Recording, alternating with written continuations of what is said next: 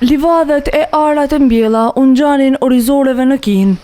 Këtë pamje dhanë disa fshatrave të Suharekës, rreshje të shiut që nuk i përpiu toka. U i depërtoi edhe në oborre, duke rrezikuar përmbytjen e shtëpive. Është dita e dytë që rrim të natën pa gjumë.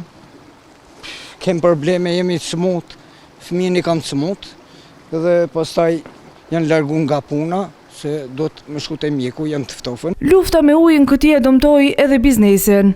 Kam maqina, kam teknik, maqina kosa, kam të klientëve, atëherë do të më ju përgjigju në që çka është puna këtyve, si ndodhe, si u prishin këto, unë do të më dhon llogarinë time që pse u prishin, tash unë nuk po muj, tash ka vëshime, ka sene, nuk po di çka me bë unë, haj. I rrezikuar ishte edhe vëllau i tij që është dërmuar nga betejë e vazhdueshme me vërshimet. Gjatë unë jam në rrezik, unë nuk kam jetë këtu, s'di çysh me bazë me thon qeverisë, kryetarit, unë nuk di, këtu nuk ka jetë.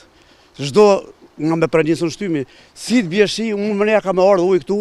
Të rreshullat e vazhdueshme me intensitet të lartë detyruan edhe intervenimin e zjarfikësve në Suharek. Shërbimi zjarfikës ka intervenuar si në fshatin Peçan, Semitish, Studentçan, Reshtan, Gjinos, Nëpërvisht, Tërnje. Por vetë kryetari Bali Muharremaj e ka sos që nga Pranvera do të nisë puna për ndalimin e vërshimeve. Pasi që disa herë kena dashur me intervenu, nuk na kanë lënë në probleme me intervenu, mirë por tash që marrë një vendim, në moment që fillojmë Pranverë punimet, atëherë do të nxjerrim fetat proceduese ta kthejmë pronë e kujna është, nuk do të bëjmë pyetje kërkujna, ajo çka i takon komunës të hapëm lumet. E për dëmet që shkaktuan shirat e kësaj jave, tha se do të dalin ekipet e vlerësimit.